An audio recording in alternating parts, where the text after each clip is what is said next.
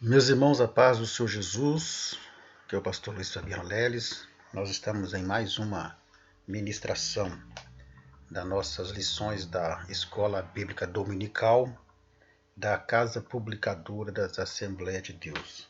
Este trimestre nós estamos estudando sobre os valores do Reino de Deus e baseado no Sermão da Montanha, no Sermão do Monte, né? Nós já vimos a primeira lição, que foi um panorama sobre o Sermão do Monte e o primeiro discurso de Jesus sobre as bem-aventuranças. Já vimos a segunda lição semana passada sobre o sal da terra e a luz do mundo. Nós entendemos o que é ser sal da terra e luz do mundo, o que Jesus queria dizer com isso. E agora veremos a lição número 3, Jesus, o discípulo e a lei. O textual dessa lição diz assim: porque vos digo que se a vossa justiça não exceder a dos escribas e fariseus, de modo nenhum entrareis no reino dos céus. Mateus capítulo 5 e o versículo 20. A verdade prática, ela diz assim: os seguidores de Jesus são chamados a viver a justiça do reino de Deus. Essa justiça, baseada na nova aliança em Cristo, nasce no interior do crente e reflete no exterior da vida. A nossa leitura bíblica em classe é pequena, nós iremos ler essa leitura bíblica em classe. Está em Mateus capítulo 5, versículo 17 ao 20. Jesus ele começa o seu terceiro discurso dizendo: não cuideis que vim destruir a lei ou os profetas. Não vim abirrogar, mas cumprir. Porque na verdade vos digo que até que o céu e a terra passem, nem um jota ou um tio se omitirá da lei sem que tudo seja cumprido. Qualquer, pois, que violar um destes menores mandamentos, e assim ensinar aos homens, será chamado menor no reino dos céus. Aquele, porém, que os cumprir e ensinar, será chamado grande no reino dos céus. Porque vos digo que se a vossa justiça não exceder a dos escribas e fariseus, de modo nenhum entrareis no reino dos céus. Pois bem, a nossa lição número 3, Jesus, o discípulo e a lei. Esse é o terceiro discurso de Jesus, e agora Jesus ele vai falar sobre a lei de Deus dada a Moisés. E o que nós veremos nessa lição? Nós veremos, primeiramente, qual o objetivo e propósito da lei, por que Deus deu a lei ao povo, de Israel, com qual objetivo, com qual propósito a lei de Deus ela foi estabelecida. E é bom lembrar que quando se fala em lei, nós não estamos falando apenas dos 10 mandamentos. Quando fala em lei, a primeira coisa que nos vem à mente é os 10 mandamentos. Não, a lei de Deus dada ao povo através de Moisés se refere aos 10 mandamentos e a todos os 613 regulamentos que estão inseridos dentro da lei ali no Antigo Testamento. Então, a gente está falando de todo o Antigo Testamento e não apenas dos 10 mandamentos dados ali por Deus a Moisés no monte. Então veremos qual é o objetivo e propósito da lei. Nós veremos qual a relação entre Jesus e a lei. Jesus cumpriu a lei, Jesus quebrou a lei, ou Jesus realmente ele cumpriu a lei? E se Jesus cumpriu a lei, por que então ele curava nos sábados? Se Jesus cumpriu a lei, por que os seus discípulos foram questionados por estarem colhendo espigas ali na lavoura? Então vamos ver qual a relação que havia entre Jesus e a lei. Vamos entender tudo isso. Vamos ver também qual a diferença entre a letra da lei e o Espírito Santo. Paulo vai dizer em 2 Coríntios capítulo 3, versículo 6, sobre o ministério da lei e o ministério do Espírito. Ele vai dizer que a letra mata, mas o Espírito vivifica. E o que Paulo quis dizer sobre essa letra da lei? É o que nós veremos também. E veremos também o que tem a ver a lei com a justiça do reino de Deus, qual a relação da lei com a justiça do reino de Deus. A justiça do reino de Deus aqui está relacionada à justificação do homem. E vamos ver também qual deve ser a postura dos seguidores de Cristo em relação à lei. A nossa postura como cristãos hoje é de guardar a lei? O crente de hoje ele precisa guardar a lei? Precisa cumprir a lei? Então é o que nós vamos entender nessa lição de hoje sobre Jesus, o discípulo e a lei. Então vamos ao nosso primeiro tópico, onde nós iremos abordar sobre Jesus cumpriu toda a lei. Então, nós vamos ver nesse primeiro tópico qual a relação de Jesus com a lei. E nós vamos ver que Jesus ele teve uma relação de valorização da lei, uma relação de preservação da lei e uma relação também de cumprimento e aprofundamento da lei. Então, Jesus disse, lá em Mateus, no capítulo 5, né? E o versículo 18 e 17, que é a nossa leitura bíblica em classe, Jesus disse o seguinte: não cuideis que vim destruir a lei ou os profetas, não vim abirrogar a lei. Então, primeira coisa, Jesus começa o seu discurso exatamente dizendo para os seus discípulos e aqueles que estavam ali presentes o seguinte: olha, vocês não pensem que eu vim destruir a lei. Não, eu não vim destruir a lei. Eu não vim abirrogar a lei. O que é abirrogar? Abirrogar é fazer cessar. Então Jesus já começa quebrando o pensamento de alguns que ali estavam, que ele veio para quebrar a lei, que ele veio para acabar com a lei, para fazer cessar a lei. E Jesus disse: eu não vim abirrogar, eu não vim fazer a lei acabar, eu não vim cessar com a lei. Então Jesus começa a explicar qual é a sua relação com a lei.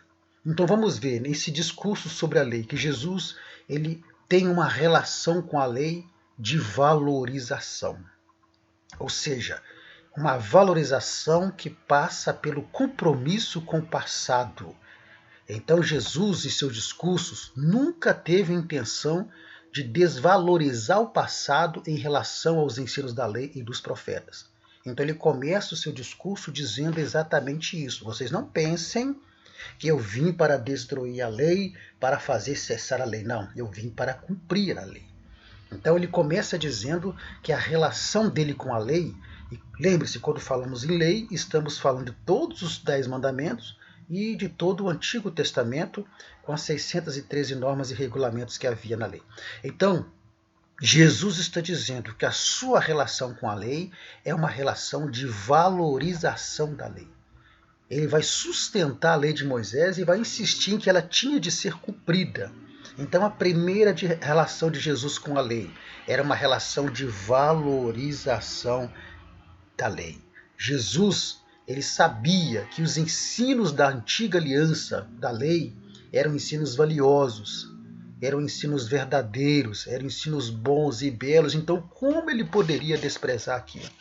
Como ele poderia simplesmente desvalorizar aquilo?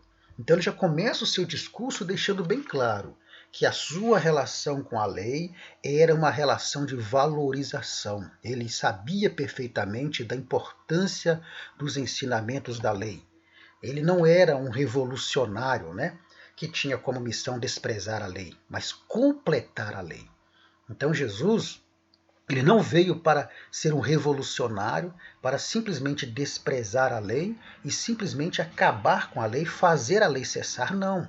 Mas ele veio com uma relação de valorização da lei, para completar a lei, aquilo que a lei ainda não havia alcançado. Jesus ele veio exatamente para completar isso.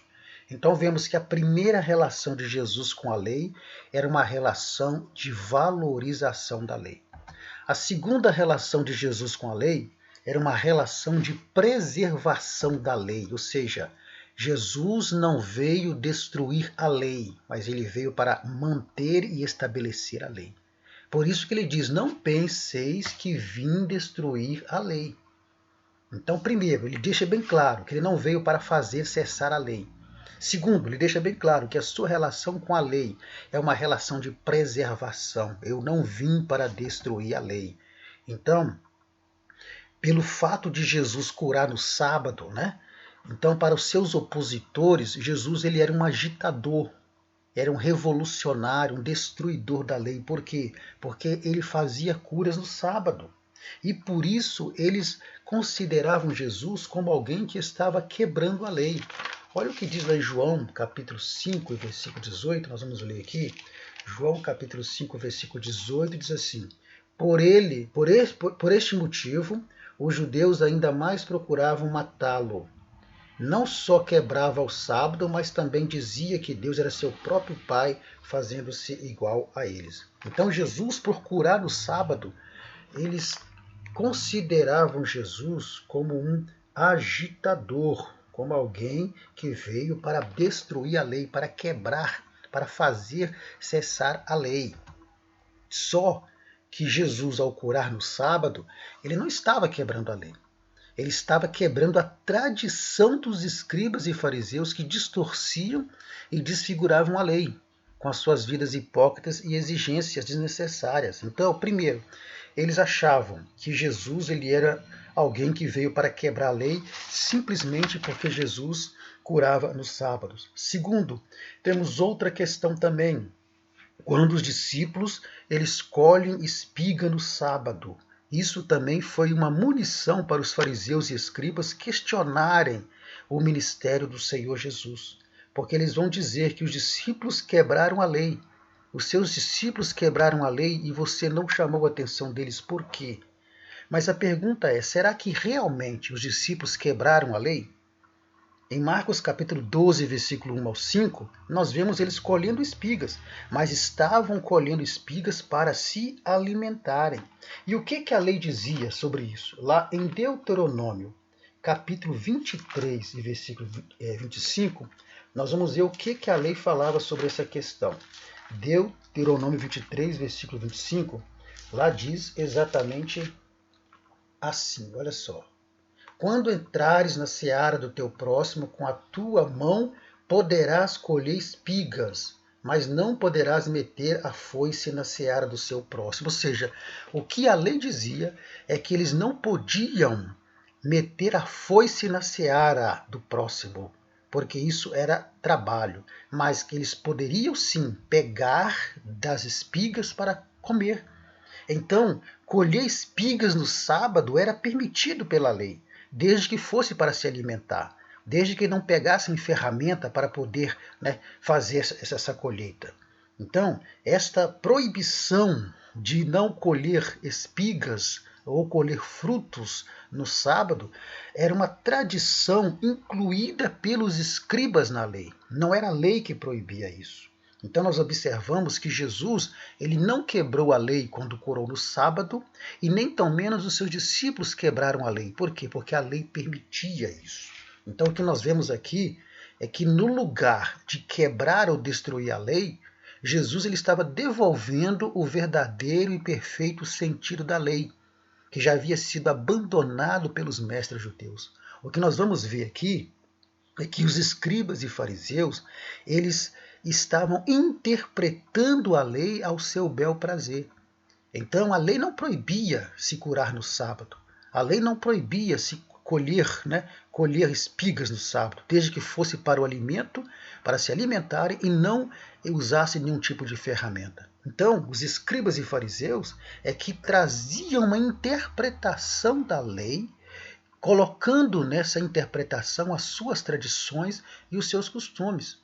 E aí Jesus então vai ter uma relação com a lei, de alguém que vai trazer o verdadeiro e perfeito sentido da lei, porque isso já tinha sido abandonado pelos escribas ali. Então nós vemos que os evangelhos, eles deixam bem claro que Jesus ensinou sobre a justiça conforme o que Moisés, a lei e os profetas ensinaram. A lei não proibia se colher espigas no sábado. A lei não proibia curar no sábado. Então Jesus vem tendo uma relação com a lei de preservação, de manutenção, mas de uma preservação e de uma manutenção dentro de uma interpretação correta da lei, e não da forma que os escribas e fariseus interpretavam a lei. Vamos ver mais sobre isso nos próximos tópicos. Então, a segunda relação de Jesus com a lei foi uma relação de preservação da lei e não de destruição da lei, mas uma preservação da lei, trazendo um verdadeiro sentido e uma verdadeira interpretação da lei. Pois bem, a terceira relação de Jesus com a lei foi uma relação de cumprimento e aprofundamento. Na revista está sendo usado o termo aperfeiçoamento, mas eu prefiro usar o termo aprofundamento. Por quê? Porque Jesus veio para aperfeiçoar a lei. A palavra aperfeiçoar dá uma ideia de algo que estava errado, de algo que precisava ser consertado, de algo defeituoso. Mas eu prefiro usar o termo aprofundamento da lei. Esse aprofundamento passa pelo verdadeiro sentido e o verdadeiro significado e a verdadeira interpretação da lei. Porque a lei ela não era errada, a lei não era imperfeita. Paulo vai dizer sobre isso e veremos mais sobre isso no segundo tópico. Então, Jesus vai dizer, eu vim cumprir a lei. Eu não vim abrogar, fazer cessar, eu não vim destruir, mas eu vim cumprir a lei. Então Jesus, em seu discurso, ele mostra que o seu terceiro relacionamento com a lei é um relacionamento de cumprimento e aprofundamento da lei. Ou seja, Jesus cumpriu a lei e aprofundou a lei. E se aprofundou quer dizer completou a lei. Trouxe para a lei o verdadeiro significado. Então Jesus ele veio para interpretar corretamente a lei, aprofundar os conceitos e cumprir a lei. Então ele deixa bem claro, não penseis que eu vim abrogar, ou seja, fazer cessar, que eu vim destruir, não, eu vim para cumprir a lei. Em outras palavras, Jesus está dizendo que ele veio para mostrar a forma correta de guardar a lei e de se interpretar a lei. Porque os escribas e fariseus estavam interpretando a lei, repito, interpretando a lei segundo os seus interesses, segundo as suas tradições e segundo os seus costumes. Então Jesus vai mostrar que o seu relacionamento com a lei era um relacionamento de cumpri-la e de aprofundá-la. Então quando você vê Jesus falando, eu vim cumprir, o verbo cumprir aqui, ele traz a ideia de tornar cheio, de completar, de encher até o máximo. Então, Jesus está dizendo que ele veio completar a lei. Ele veio encher a lei. Ele veio exatamente trazer aquilo que a lei ainda não tinha trazido. Então, Jesus ele vai cumprir a lei, ele vai dar à lei um novo significado, ele vai enfatizar o amor de Deus e ao próximo com a perfeição e o aprofundamento da lei. Lembre-se que nós dissemos que a terceira relação de Jesus com a lei é uma relação de cumprimento e aprofundamento. Esse aprofundamento é trazer aquilo que completava a lei. E esse aprofundamento está diretamente ligado ao amor a Deus sobre todas as coisas e ao próximo como a ti mesmo. Esta é a perfeição da lei e este é o aprofundamento da lei.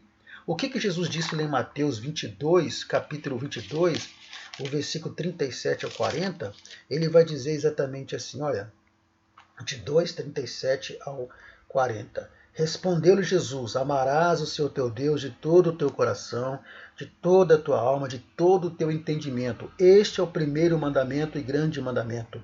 O segundo, semelhante a este, é amarás o teu próximo como a ti mesmo. Desses dois mandamentos depende toda a lei e os profetas. O que Jesus está fazendo aqui, ele está aprofundando a lei. E ele está mostrando para os escribas e fariseus e para os que ali estavam que a lei agora tem um significado sintetizado. E esse significado é, cumprir a lei é amar a Deus sobre todas as coisas e amar ao próximo como a ti mesmo. Isto é cumprir a lei. Esta é a perfeição da lei. Este é o aprofundamento da lei.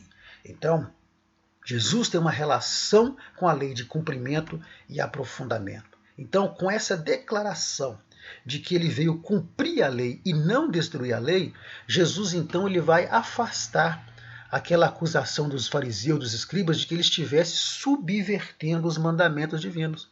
Então ele já começa quebrando qualquer tipo de acusação e qualquer tipo de coisa que os escribas e fariseus queriam jogar sobre Jesus como agitador e como alguém que veio para destruir, para acabar com a lei.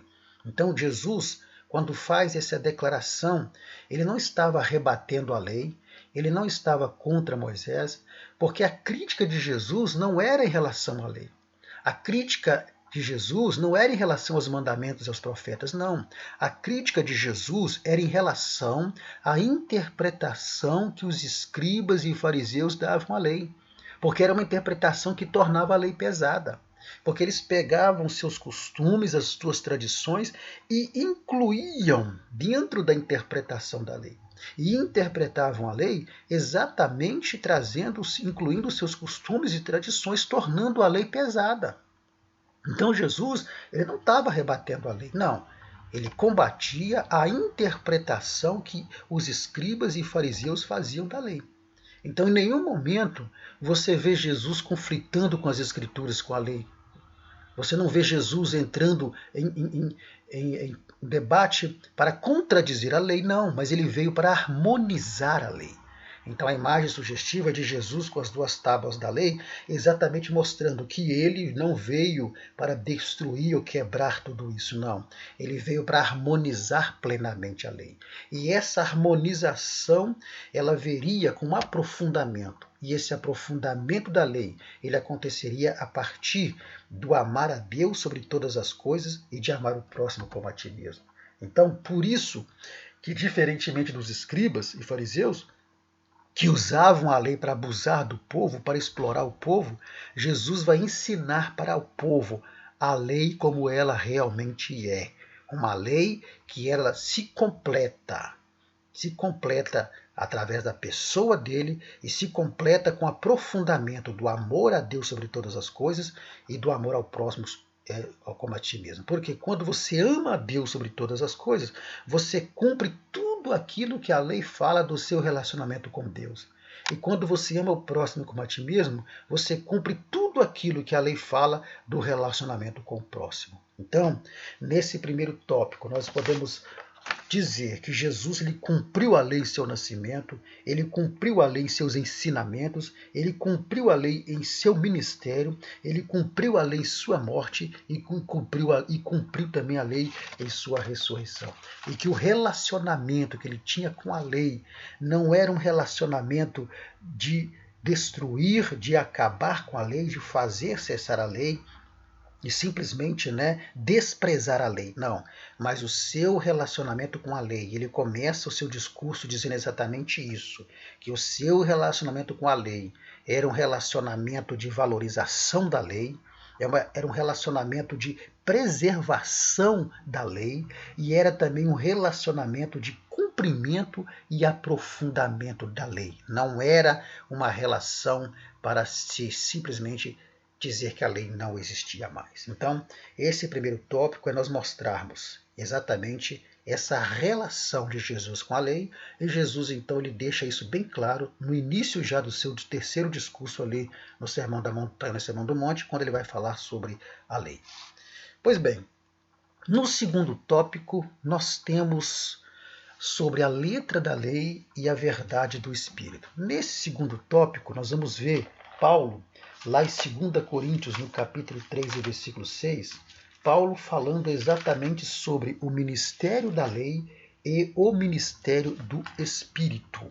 Então, vamos ver que Paulo ele vai falar em 2 Coríntios, capítulo 3, versículo 6 a 8, dizendo exatamente o seguinte, olha, 2 Coríntios 3, 6, ele nos fez também capazes de ser ministros de uma nova aliança, não da letra, mas do Espírito, pois a letra mata, mas o Espírito vivifica. E se o ministério da morte, gravado com letras em pedras, veio em glória, de maneira que os filhos de Israel não podiam fitar os olhos na face de Moisés, por causa da glória do seu rosto, ainda que desvanecente, como não será de maior glória o ministério do Espírito? Então vemos aqui Paulo falando sobre o ministério da lei e o ministério do Espírito. E ao ministério da lei ele vai dizer, porque a letra mata.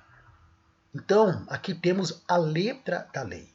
Vamos ver que a letra da lei diz respeito o quê? Diz respeito exatamente aos preceitos da antiga aliança direcionada ao povo de Israel. Essa letra, quando ele fala letra, diz respeito ali, aos preceitos da lei, que foram escritos por Deus e eram direcionadas ao povo de Israel. Essa era a letra da lei.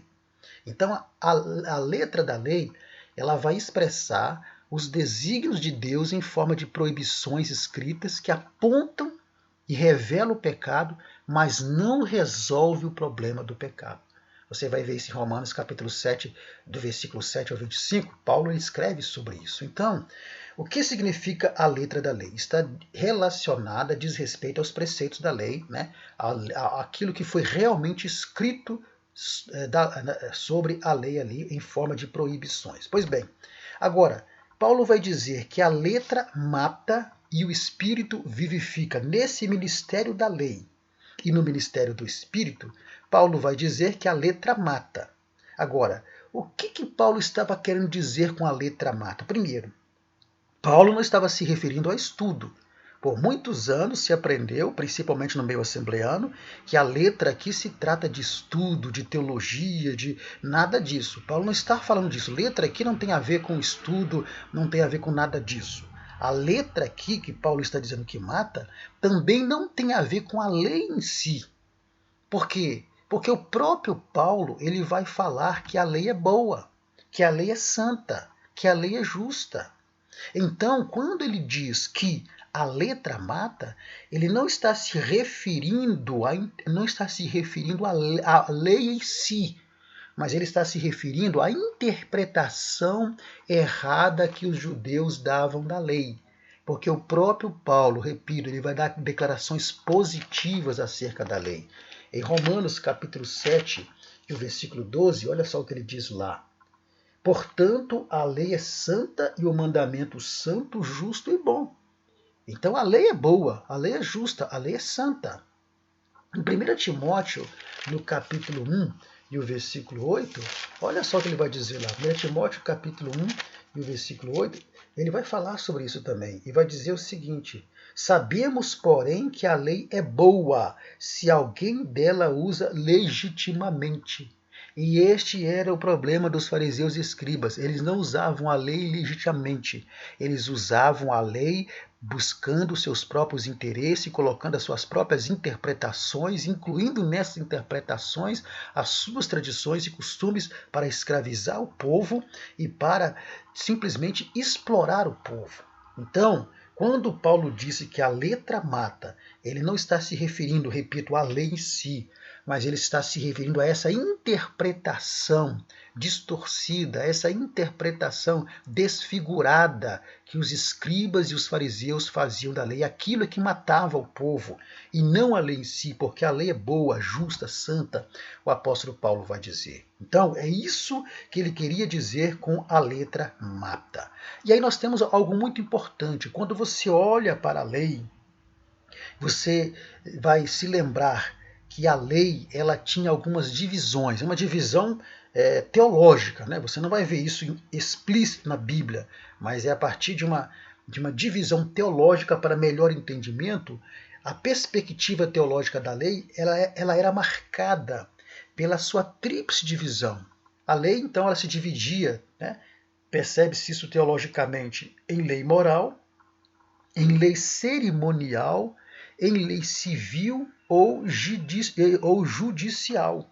Então vamos ver que a lei dada por Deus, ela como vontade de Deus, ela não tinha erros. Por isso é que Paulo ele vai dizer que a lei era santa e justa, mas a letra matava, ou seja, a interpretação errada que matava é que causava a morte. Então vamos ver que a lei, a perspectiva da lei está dentro da sua divisão em lei moral, lei cerimonial, lei civil ou judicial. Qual que era a lei cerimonial?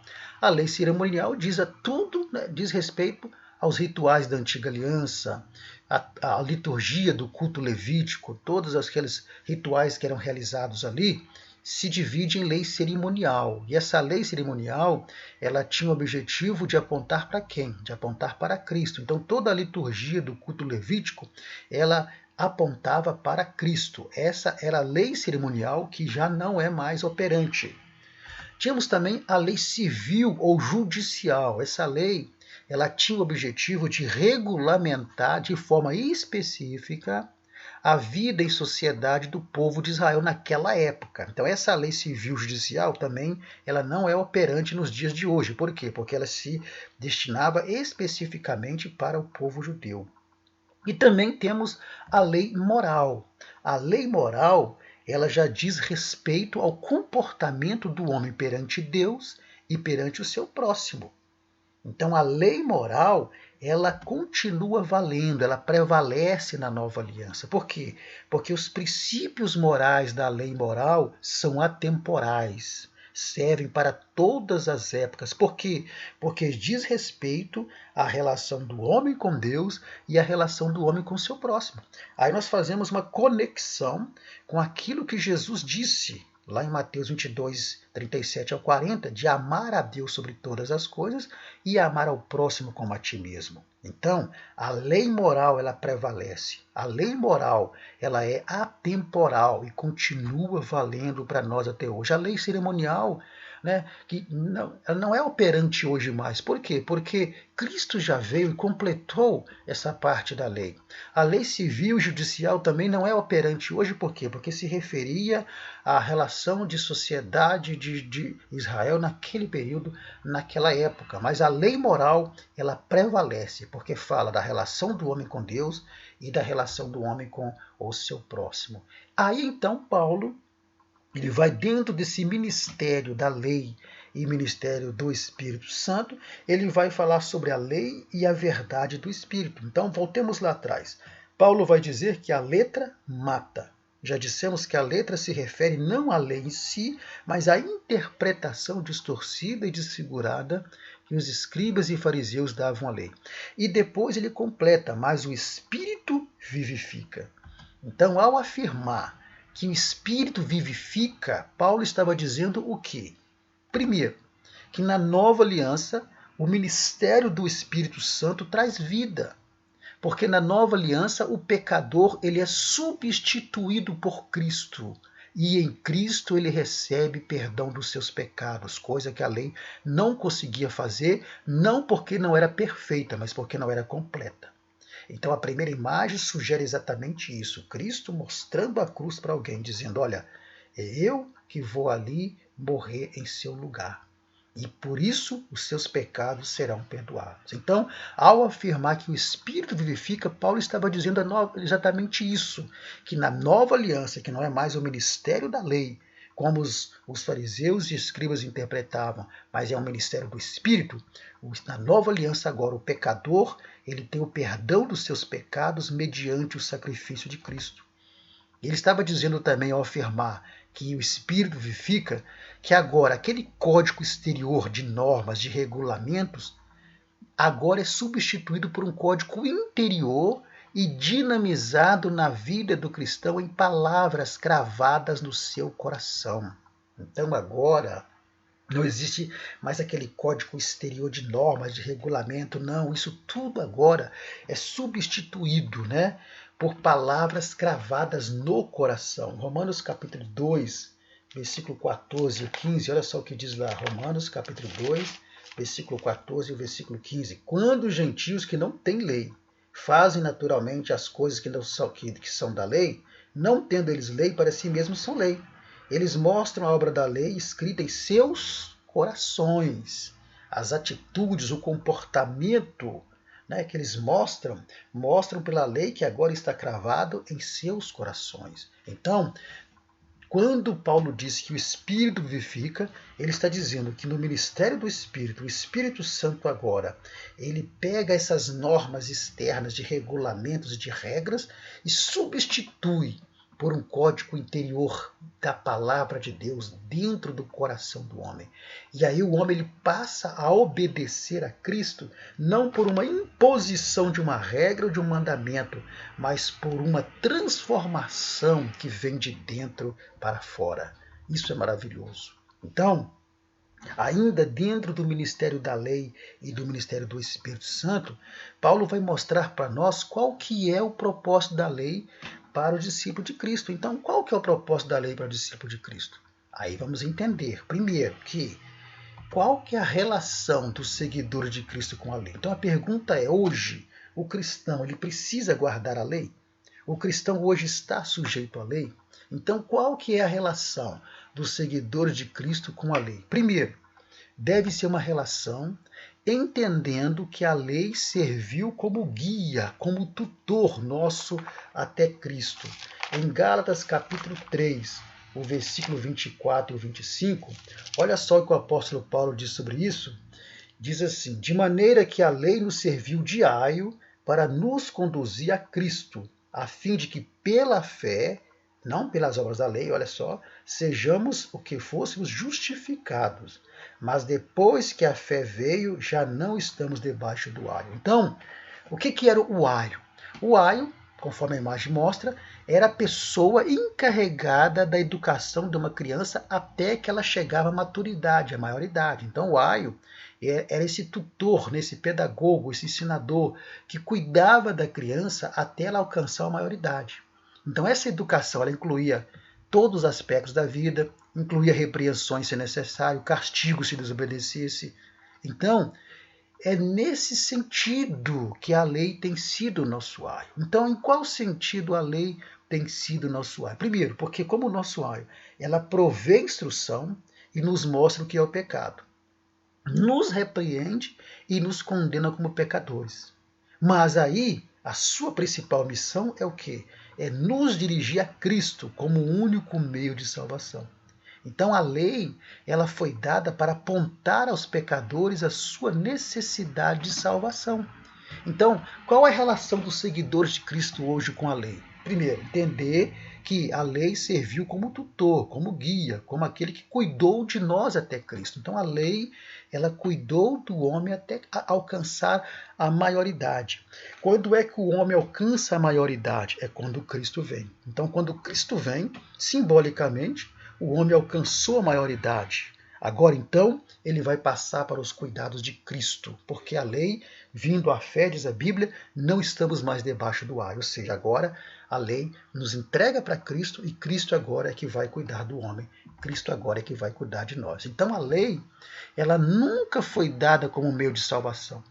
Então, este era o grande problema dos judeus daquela época. É que eles queriam se salvar pelas obras da lei. E a Bíblia vai dizer, Paulo ensinando, comentando sobre o assunto, que ninguém será justificado ou salvo pelas obras da lei. Depois você lê os versículos, não vamos ler todos, porque não dá tempo. Então, o grande problema era esse, que a lei nunca foi dada como meio de salvação. A lei, ela foi dada para apontar aos pecadores sua necessidade de salvação. A lei, ela veio para cuidar do homem e levá-lo até o Salvador. E não para salvá-lo, mas levá-lo até o Salvador. Então, esse é o propósito da lei para o discípulo de Cristo e essa deve ser a relação dos cristãos de hoje com a lei de Moisés. Segundo, deve ser uma relação também. Qual a relação do cristão, do discípulo de Cristo, do seguidor de Cristo hoje com a lei? Primeiro, entendendo que ela serviu como um aio, como um tutor, como aquele que cuidou de nós até Cristo. Segundo, deve ser uma relação entendendo que a lei serviu para apontar e revelar a Cristo. Olha o que diz lá em Lucas 24, versículo 44. Vamos ver o que o próprio Jesus disse lá. Lucas 24 e o versículo 44. Lá diz assim, 24, 44. Jesus disse, são estas palavras que vos falei, estando ainda convosco, que era necessário que se cumprisse tudo o que de mim estava escrito na lei de Moisés, nos profetas e nos salmos. Então, a relação hoje do discípulo de Cristo com a lei é entendendo que ela serviu para apontar a Cristo. Em Romanos capítulo 10, versículo 4, esse versículo aqui é muito interessante, Romanos capítulo 10, versículo 4, o apóstolo Paulo vai dizer assim, olha, o fim da lei é Cristo, para a justiça de todo aquele que crê. Olha, quando você pega essa palavra fim, dá a ideia de término. Mas aí você precisa ir para o original da palavra. Então, a palavra fim desse texto, ela vem do grego telos, que significa o quê? Finalidade, objetivo. Isso quer dizer o quê? Isso quer dizer que Paulo está dizendo, porque o objetivo da lei é Cristo. A finalidade da lei é Cristo. Não é a finalização, não é o término, mas é o objetivo dela, é Cristo. Então, hoje, os discípulos de Cristo precisam ter uma relação com a lei, entendendo que ela serviu para apontar e revelar a Cristo. Então, para os seguidores de Cristo, a lei ela é santa, como Paulo disse, ela está estabelecida e ela vai se cumprir no amor, que opera atualmente por meio do Espírito Santo, que a dinamiza no nosso interior, refletindo em seu exterior. O que isso quer dizer? O que disse lá em Gálatas capítulo 5, versículo 14, vamos ver o que Paulo diz lá em Gálatas capítulo 5 e o versículo 14, ele vai dizer algo muito interessante. Gálatas capítulo 5 e o versículo 14 diz assim: toda a lei se cumpre numa só palavra, amarás o teu próximo como a ti mesmo. Então, para os seguidores de Cristo, eles precisam entender que a lei é santa e que ela vai se cumprir a partir do amor. E que o Espírito Santo é que vai dinamizar isso dentro do nosso coração e isso vai se refletir em nosso exterior. Ou seja, o homem ele vai passar a obedecer a palavra de Deus porque ela está vindo de dentro para fora e não de fora para dentro. Ela não vem como uma pressão, né? Uma pressão de imposição. Mas aí o homem que agora ele tem a lei de Deus cravada no seu interior, no seu coração, no ministério do Espírito, o Espírito Santo vai dar vida a essa palavra, a essa lei que está no coração do homem. E isso vai se refletir em seu exterior. Ele vai ter um comportamento de alguém que realmente é um verdadeiro discípulo de Cristo. Então, nesse segundo tópico, nós entendemos sobre o ministério da lei e o ministério do Espírito, entendendo que a letra mata, a interpretação errada da lei mata, mas o Espírito Santo ele vivifica, ele traz vida, ele traz transformação. E nós aprendemos que a lei ela é cumprida quando nós amamos a Deus sobre todas as coisas. Na nova aliança, a lei é cumprida quando amamos a Deus sobre todas as coisas e amamos o nosso próximo como a ti mesmo. Aí nós estamos o quê? Cumprindo a lei sem nenhum tipo de imposição de cumprimento de regra. Porque se você ama a Deus de todo o seu coração, você vai ter um relacionamento com Deus de santidade. Se você ama o seu próximo com ti mesmo, você vai ter um relacionamento de alguém que não vai prejudicar o seu próximo, porque estaria prejudicando a si mesmo. Então, esse é o ministério do Espírito em contrapartida ao ministério da lei. Aí vemos então a letra da lei e a verdade do Espírito. A letra da lei não consegue mudar o homem por dentro, mas a verdade do Espírito transforma o homem de dentro para fora. Glórias a Deus. Pois bem, assim chegamos ao nosso terceiro tópico. Nesse terceiro tópico, nós vamos ver qual que é a relação que há entre a justiça do reino de Deus e a lei, ou entre a lei e a justiça do reino de Deus. Lá em Mateus capítulo 5, 19, vamos ver sobre isso. Então, nesse tópico, nós vamos ver quais são as vantagens de se obedecer os mandamentos de Jesus. Em Mateus capítulo 5, versículo 19, que está na nossa lição, Jesus vai dizer exatamente o seguinte sobre isso. Qualquer que violar um destes mais pequeninos mandamentos e assim ensinar aos homens será chamado menor no reino dos céus. Aquele, porém, que os cumprir e ensinar será chamado grande no reino dos céus. Então, aquele que cumprir e ensinar meus mandamentos, Jesus dizendo, será chamado grande no reino dos céus. Então, a primeira coisa que vemos aqui Jesus fazer é que Jesus ele quebra essa preocupação que as pessoas têm em ser grande em relação à posição, em relação à hierarquia. Jesus está dizendo que grande no reino dos céus não será ninguém que tenha posição aqui nessa terra. Não importa qual é o seu cargo, a sua posição aqui na terra. Você não será grande no céu porque você é importante aqui. Você será grande no céu se você obedecer os mandamentos de Jesus. Essas são as vantagens de obedecer os mandamentos de Jesus. E os mandamentos de Jesus, quando falamos em mandamentos de Jesus, estamos falando da interpretação correta da lei que Jesus dava a ela, que ele ensinava a partir da interpretação correta da lei.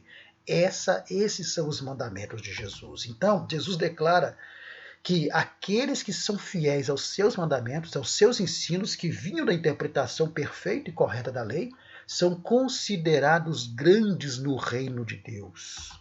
Ou seja, Jesus disse isso porque os escribas e fariseus ali, eles deturpavam o sentido da lei, já vimos isso. Para quê? Para ostentarem uma espiritualidade de fachada. Então eles ensinavam os preceitos deles, ao invés de ensinar com fidelidade a lei.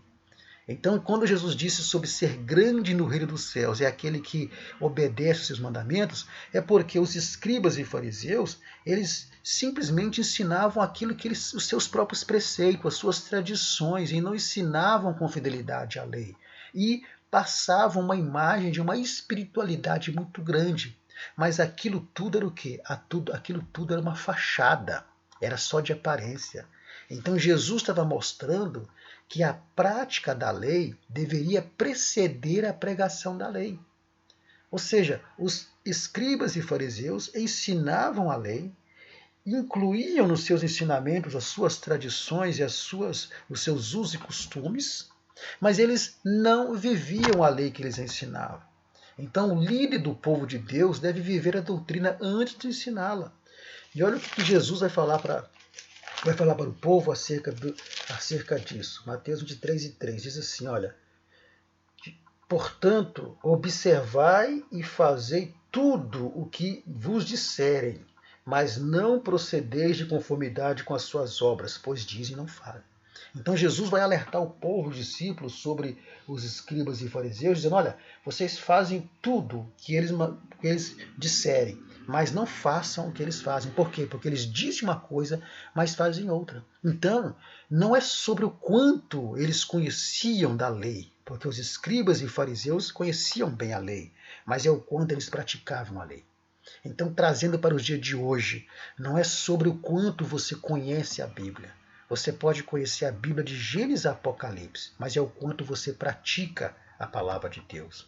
Então, como discípulo de Cristo hoje e cidadãos do reino de Deus que nós somos, nós devemos cumprir e ensinar a lei divina em seu aspecto moral. Por que em seu aspecto moral? Porque o aspecto cerimonial e civil da lei não são operantes hoje. Então, nós devemos, como cristãos, discípulos de Cristo, ensinar a lei, que foi sintetizada por Jesus. Quando é que Jesus sintetiza o cumprimento da lei? Repito, quando ele diz amar a Deus sobre todas as coisas e o próximo como a ti mesmo. Então ali ele sintetizou a lei. Então a partir daí é o Espírito Santo que vai transformar, que vai aperfeiçoar e conceder graça e verdade a nós. João disse que a lei e os profetas, né? Vamos lá, vamos ler que é melhor, né? João capítulo 1, o versículo 16 e o versículo 17. João, capítulo 1, versículo 16 e o versículo 17, diz exatamente assim. Vamos lá. Da sua plenitude todos nós recebemos graça sobre graça, pois a lei foi dada por intermédio de Moisés. A graça e a verdade vieram por meio de Jesus Cristo. Porque essa graça e a verdade é o cumprimento da lei. Então, como discípulo de Cristo hoje, nós temos que cumprir a lei? A pergunta é, como seguidores de Cristo hoje, nós temos que praticar a lei? Sim, temos que praticar a lei. Temos que cumprir a lei, mas não do jeito que os fariseus e escribas interpretavam e exigiam que o povo cumprisse. Hoje, o cristão, o discípulo de Cristo, ele pratica a lei. Ele cumpre a lei a partir do momento em que ele ama a Deus sobre todas as coisas e ao seu próximo como a ti mesmo. Aí ele está cumprindo a lei, ele está praticando a lei. É isso que Jesus estava passando para aquele povo, para aquelas pessoas, que eles entendessem esse novo sentido, esse significado completo da lei. Então, repetindo, o cristão de hoje, ele precisa sim praticar a lei, precisa viver a lei, precisa cumprir a lei. Então, o relacionamento do cristão hoje com a lei deve ser o mesmo relacionamento que Jesus teve, de valorização da lei, de preservação da lei, de cumprimento e aprofundamento da lei, vivendo a lei conforme Jesus ensinou que se vivesse, amando a Deus sobre todas as coisas e amando o próximo como a ti mesmo. Porque fazendo isso, você estará cumprindo toda a lei de Deus e que Deus passou para o povo de Israel. Pois bem, o que tem a ver a lei com a justiça do reino de Deus? Em Mateus capítulo 5, versículo 20, Jesus vai dizer, porque vos digo, se a vossa justiça não exceder a dos escribas e fariseus, de modo nenhum entrareis no reino dos céus. O que Jesus queria dizer com isso? Aqui Jesus, ele está ensinando que a nova justiça no reino de Deus não é exterior, mas manifesta-se no interior da pessoa e não na velha justiça legalista. E por que Jesus está dizendo isso? Isso porque a compreensão de justiça do Antigo Testamento, que era baseado na lei e obra, gerou um orgulho pessoal e confiança nas próprias ações para justificar a si mesmo. Ou seja, essa compreensão de justificação, justiça aqui está relacionada à justificação, essa compreensão de justificação baseada no Antigo Testamento de lei e obra, vai gerar nos fariseus e escribas e nos judeus um orgulho pessoal de que eles seriam justificados a partir das suas obras, a partir das suas atitudes, daquilo que eles fizessem. Você quer um exemplo disso, que a imagem sugere? Temos o exemplo do jovem rico. Qual foi a postura do jovem rico? Jesus, o que eu farei para herdar a vida eterna? Qual foi a resposta de Jesus? Você conhece os mandamentos? Então depois que Jesus fala o mandamento, ele vai dizer, olha, tudo isso eu faço desde a minha mocidade. Em outras palavras, o jovem rico estava dizendo, olha, Jesus, então se para mim ser salvo eu tenho que fazer isso, eu já faço tudo isso.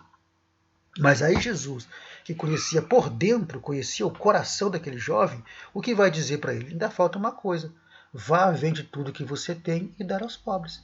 E aquele jovem então virou as costas, porque era muito rico e não queria desfazer das suas riquezas. Eu até entendo, conjecturando, eu até entendo que Jesus nem iria deixar aquele jovem vender nada se ele dissesse assim, Senhor, tudo bem, eu entendo que eu tenho que te seguir para ser salvo, que não importa o que eu fiz ou deixei de fazer. Eu entendo que Jesus nem permitiria que ele vendesse nada. Para mim aquilo foi um teste. Mas se foi um teste, ele foi reprovado. Por quê? Porque ele estava entendendo que a sua salvação ela estava naquilo que ele fazia. Outro exemplo, o fariseu publicano, a segunda imagem. Quando o fariseu está orando, ó Senhor, dá o dízimo de tudo, jejum não sei quantas vezes por dia, aquela oração soberba, orgulhosa. E o publicano ao fundo dizendo, Senhor, tem misericórdia de mim, pecador. E o que Jesus disse? Quem desceu justificado? O publicano. Por quê? Porque o fariseu, de maneira soberba, estava entendendo que tudo aquilo que ele fazia justificava ele. Então, o que tem a ver a justiça do reino de Deus com a lei? Aqui a justiça sendo aplicada como justificação. Tem a ver que nós não somos justificados por aquilo que nós fazemos. Somos justificados por aquilo que Cristo fez. Essa é a grande relação que tem. Então, a justiça exigida por Jesus aos seus discípulos é superior à dos escribas e fariseus, porque ela é mais sublime, ela é mais elevada, porque ela vem do interior. A justiça dos fariseus e escribas era uma justiça que vinha daquilo que eles faziam, das suas atitudes, era por mérito. Mas a justiça que Jesus exigia dos seus seguidores era uma justiça que vinha de dentro para fora. Não era por méritos, mas era por uma transformação que Jesus fazia, porque somente Jesus ele tem poder para justificar o homem. Então, essa justiça ela só pode ser obtida mediante a fé, nos permitindo viver de maneira justa e piedosa, proporcionando uma obediência de dentro para fora e voluntária, e não uma obediência de fora para dentro e forçada. Então, os escribas e os fariseus, eles ensinavam uma obediência obrigatória, uma obediência imposta, Mas a justiça que Jesus ele tem para os seus discípulos é uma justiça obtida pela fé, que ela proporciona ao homem uma obediência de dentro para fora, de forma voluntária, com um coração regenerado, com um coração transformado. Essa é a justiça de Cristo. Não é uma justiça por aquilo que o homem faz, mas é uma justiça por aquilo que ele fez por todos nós. Então, nós não devemos confundir a verdadeira justiça com a autojustificação, que se entende que se alcança por meio de cumprimento de normas, de regras, supondo que, cumprindo regras, seguindo normas, a pessoa vai alcançar um alto nível espiritual, se fizer determinada coisa ou evitar fazer outras. Não, se eu fizer isso, eu vou ser salvo. Se eu deixar de fazer isso, eu vou ser salvo. Não.